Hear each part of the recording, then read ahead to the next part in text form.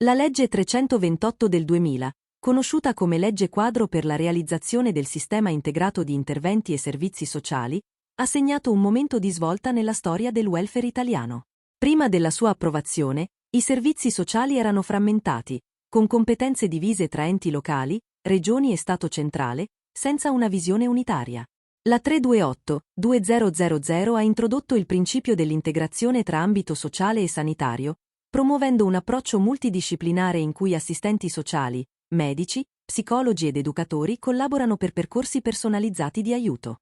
La legge riconosce il diritto universale all'assistenza sociale, promuove pari opportunità, non discriminazione e diritti di cittadinanza, puntando a prevenire e ridurre disagio, disabilità e non autonomia. Tra le innovazioni principali c'è il piano di zona, documento triennale elaborato tramite concertazione tra enti pubblici, terzo settore e cittadini, che programma gli interventi sociali in base alle specificità territoriali. La legge valorizza il ruolo del terzo settore e introduce i livelli essenziali di assistenza sociale, garantendo servizi come assistenza domiciliare e sostegno economico su tutto il territorio nazionale. Promuove la partecipazione attiva dei cittadini e coinvolge sindacati e associazioni di tutela, per un sistema più democratico e vicino ai bisogni reali. Sul piano organizzativo, attribuisce ai comuni un ruolo centrale nella gestione dei servizi, alle regioni il coordinamento e allo Stato la definizione degli indirizzi generali. Introduce strumenti innovativi come la cartella sociale informatizzata e le unità di valutazione multidisciplinare. Dal punto di vista culturale, la legge segna il passaggio da una logica assistenzialista a una di empowerment, con percorsi personalizzati e flessibili. Nonostante alcune criticità nell'attuazione, la 328/2000 ha rappresentato la base per successive riforme e ha trasformato il modo di concepire i servizi sociali in Italia, ponendo le fondamenta per un sistema più giusto, inclusivo e centrato sulla persona. La legge 328/2000 è un pilastro nella costruzione di un welfare moderno, inclusivo e centrato sulla persona, con particolare attenzione ai destinatari degli interventi, cioè tutte le persone in condizioni di fragilità o vulnerabilità. Non definisce categorie rigide, ma riconosce la complessità dei bisogni e la varietà delle situazioni, permettendo risposte personalizzate e coordinate. Tra i principali destinatari ci sono le persone non autosufficienti, come anziani, malati cronici e persone con gravi disabilità, che necessitano di assistenza continuativa. Un'altra categoria centrale è quella delle persone con disabilità, per le quali si promuovono progetti di inclusione sociale, scolastica e lavorativa. I minori in difficoltà sono tutelati attraverso misure di protezione, sostegno educativo, affido e inserimento in comunità. Le persone con dipendenze ricevono percorsi di riabilitazione integrata, mentre le famiglie in difficoltà possono accedere a sostegni economici, mediazione familiare e servizi educativi. La legge riconosce anche le nuove vulnerabilità, come migranti, rifugiati, persone LGBTQ e in contesti discriminanti, vittime di violenza domestica e persone senza dimora, prevedendo risposte specifiche e rispettose dei diritti individuali. Gli adulti in difficoltà sociale, come ex detenuti o disoccupati di lunga durata, sono destinatari di percorsi di accompagnamento e inserimento lavorativo. La presa in carico è sempre personalizzata e costruita da equip multidisciplinari, valorizzando le risorse individuali e promuovendo l'empowerment. Ogni ambito locale, tramite il piano di zona, definisce priorità e strumenti, garantendo interventi aderenti ai bisogni reali. La partecipazione attiva dei destinatari è essenziale. Essi diventano protagonisti del proprio percorso. La legge 328/2000 ha così ampliato il concetto di destinatario, ponendo le basi per un sistema più umano, giusto e inclusivo. L'integrazione sociale e sanitaria è uno dei concetti fondamentali della legge 328/2000. Questo cambiamento culturale e operativo supera la storica separazione tra interventi sociali e sanitari, costruendo un sistema unitario, coordinato e centrato sulla persona. In passato, i servizi operavano in modo parallelo e separato, generando frammentazione e vuoti assistenziali, soprattutto per chi aveva bisogni complessi. La legge propone la presa in carico globale e continuativa della persona, con percorsi assistenziali personalizzati, che tengano conto delle dimensioni cliniche, sociali, relazionali, economiche e ambientali.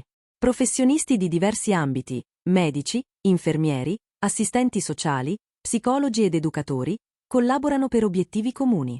La persona diventa soggetto attivo del proprio percorso, ascoltata e coinvolta nella costruzione degli interventi.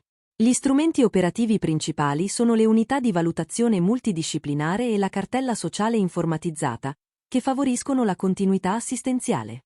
Esempi concreti di integrazione sono l'assistenza domiciliare integrata e i percorsi di riabilitazione, inclusione lavorativa, educazione dei minori e trattamento delle dipendenze.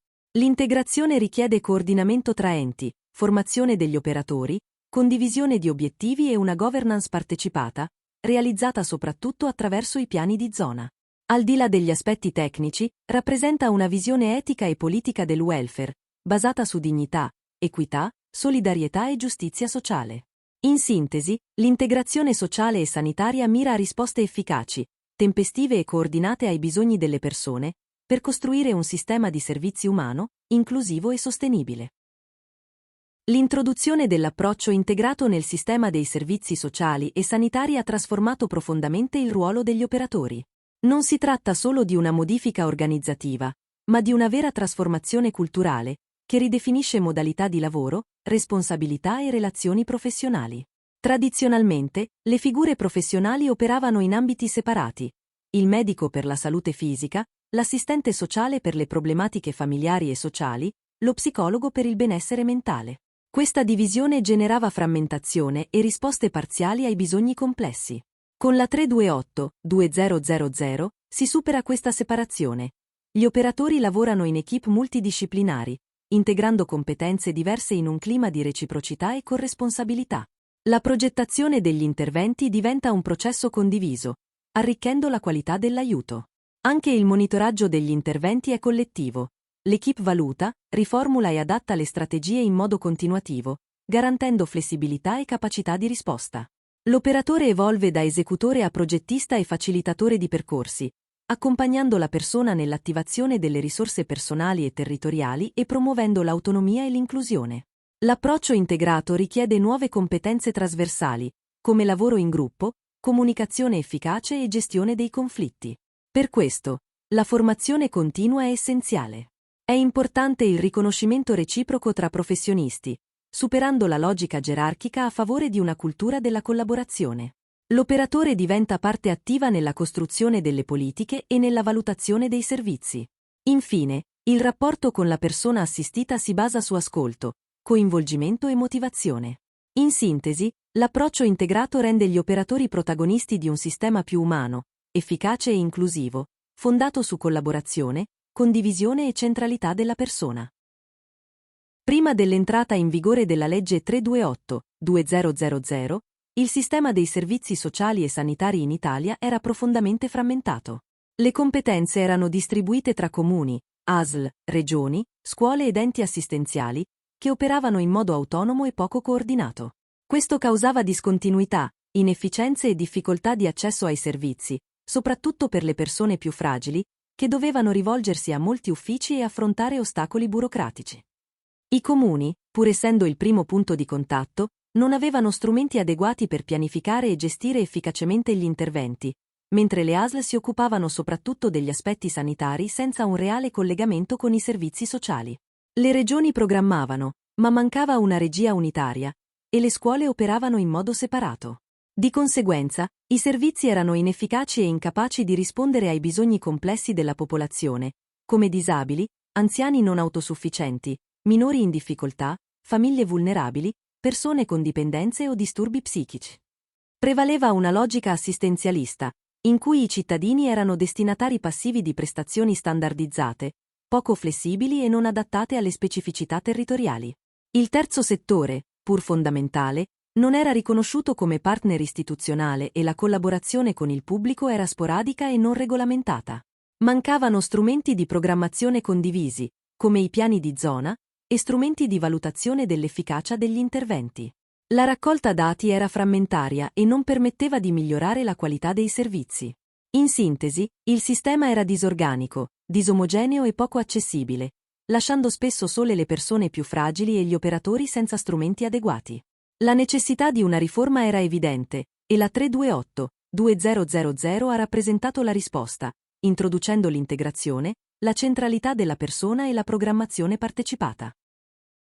I piani di zona sono il cuore operativo della programmazione sociale e sanitaria territoriale prevista dalla legge 328/2000. Introdotti come strumento di pianificazione triennale, incarnano il principio della concertazione partecipata, in cui tutti gli attori del territorio collaborano nella costruzione delle politiche sociali. Prima della legge, la programmazione era frammentata e priva di visione strategica. I piani di zona hanno modificato radicalmente lo scenario, offrendo un quadro coordinato per definire priorità, obiettivi, risorse e modalità di intervento. Ogni piano di zona è elaborato a livello di ambito territoriale, coinvolgendo comuni, ASL, terzo settore, scuole, sindacati, associazioni e altri soggetti locali. Questo consente di raccogliere punti di vista e competenze diverse, costruendo una visione condivisa dei bisogni e delle risposte da attivare. Il piano di zona è uno strumento dinamico, non burocratico, che orienta le politiche locali e guida l'allocazione delle risorse.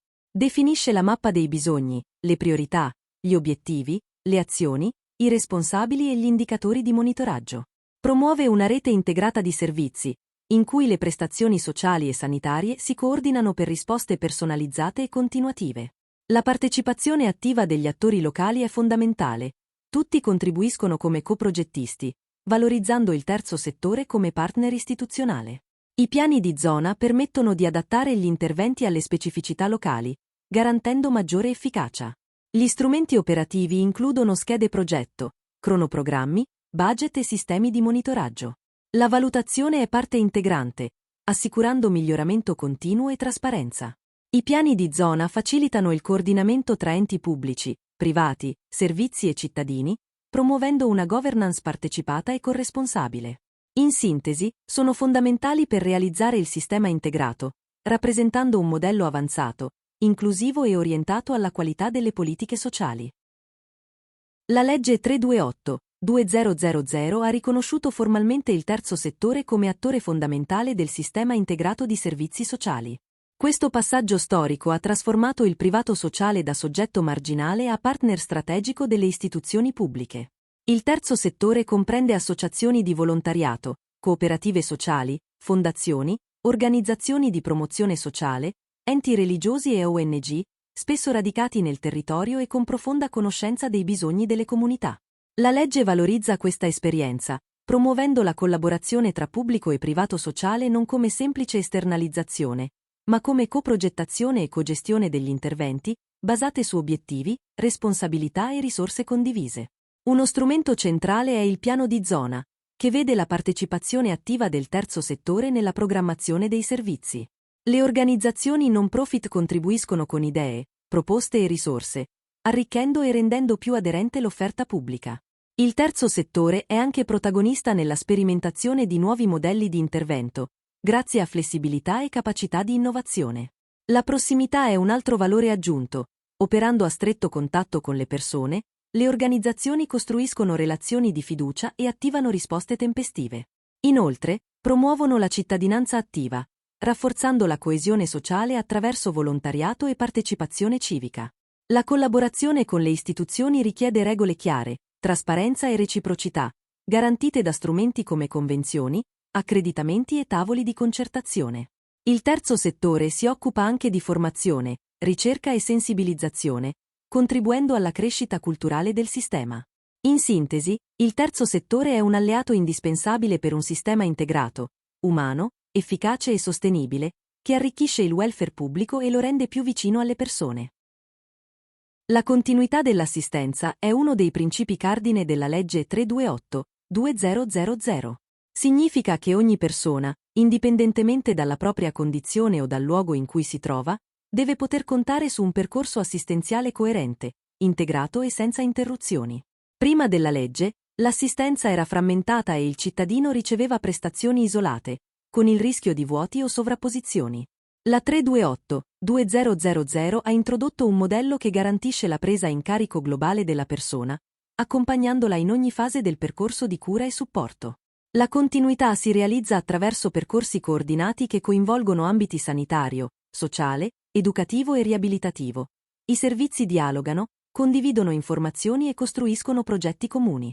La persona è seguita da un'equipe multidisciplinare, evitando di essere rimbalzata tra servizi diversi. Uno strumento chiave è l'assistenza domiciliare integrata, che porta i servizi a casa e permette di offrire cure, supporto e accompagnamento evitando ricoveri inutili.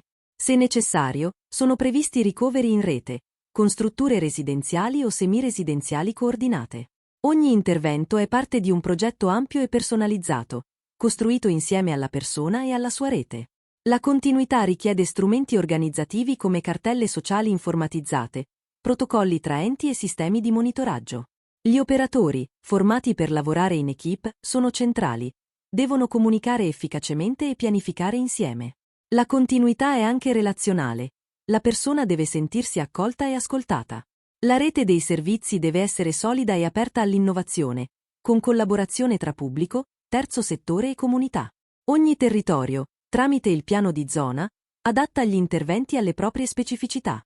In sintesi, la continuità dell'assistenza è una visione etica e politica che mette al centro la persona e il suo diritto a essere seguita e valorizzata in ogni fase della vita. L'integrazione sociosanitaria, come delineata dalla legge 328/2000, rappresenta una delle innovazioni più significative del welfare italiano, portando benefici concreti sia ai cittadini che al sistema. Il vantaggio principale è la centralità della persona. L'integrazione consente di costruire percorsi personalizzati che tengono conto di tutti i bisogni, sanitari, sociali, psicologici e relazionali, migliorando la qualità dell'assistenza. Dal punto di vista operativo, permette di ottimizzare l'uso delle risorse pubbliche, evitando duplicazioni e sprechi e garantendo maggiore sostenibilità economica. Un altro beneficio è la continuità assistenziale. La persona è seguita lungo tutto il percorso di cura, senza interruzioni tra i servizi. Questo è essenziale per chi necessita di interventi prolungati, come anziani, disabili e persone con disturbi psichici. L'integrazione aumenta anche l'efficacia degli interventi, grazie al lavoro delle equip multidisciplinari che definiscono obiettivi comuni e strategie condivise, migliorando progettazione, monitoraggio e adattamento degli interventi. Dal punto di vista del cittadino, si semplifica l'accesso ai servizi, evitando lunghe attese e procedure complesse. L'integrazione rafforza la coesione sociale, promuovendo la collaborazione tra istituzioni, comunità, terzo settore e famiglie, e trasforma il welfare in un progetto collettivo. Inoltre, consente un sistema di welfare più flessibile e adattabile alle nuove sfide sociali. Stimola la formazione continua degli operatori e la valutazione dell'efficacia degli interventi, garantendo trasparenza e miglioramento continuo. In sintesi, i benefici dell'integrazione sociosanitaria sono molteplici. Rende il sistema più giusto, umano ed efficace, migliora la vita delle persone e rafforza la comunità. La legge 328/2000, oltre a essere una riforma strutturale dei servizi sociali e sanitari, veicola un messaggio culturale profondamente innovativo. Non ridefinisce solo competenze e strumenti, ma propone una nuova visione del prendersi cura, basata su inclusione, dignità, partecipazione e corresponsabilità. Il cuore del messaggio è la centralità della persona, vista come portatrice di diritti, risorse e potenzialità, non più destinataria passiva di prestazioni. La persona diventa protagonista del proprio percorso, coinvolta nella definizione degli interventi. La legge invita a superare la logica assistenzialista, che ha generato dipendenza e passività, proponendo invece l'empowerment, la capacità delle persone di autodeterminarsi e partecipare al proprio benessere. Centrale è anche la valorizzazione della comunità. Il benessere nasce dalla sinergia tra enti pubblici, operatori, famiglie, cittadini e terzo settore. La partecipazione attiva è fondamentale. I cittadini sono coinvolti nella programmazione, valutazione e gestione dei servizi tramite strumenti come i piani di zona. Gli interventi non sono più azioni isolate, ma percorsi integrati e personalizzati, che tengono conto della complessità della persona e delle sue relazioni. L'integrazione tra ambito sociale e sanitario riflette questa visione olistica, garantendo continuità e qualità. La legge promuove una cultura della responsabilità condivisa, in cui ogni attore contribuisce secondo le proprie competenze, favorendo la collaborazione. È anche un invito all'innovazione, alla sperimentazione e alla valorizzazione delle buone pratiche, per un sistema capace di adattarsi ai cambiamenti sociali ed economici. Infine, propone una visione etica del prendersi cura, basata su dignità, equità e giustizia sociale. In sintesi, il messaggio della legge 328/2000 è la costruzione di una comunità solidale, in cui ogni persona possa trovare ascolto, sostegno e opportunità, per affrontare le sfide del presente e costruire un futuro più giusto, inclusivo e umano.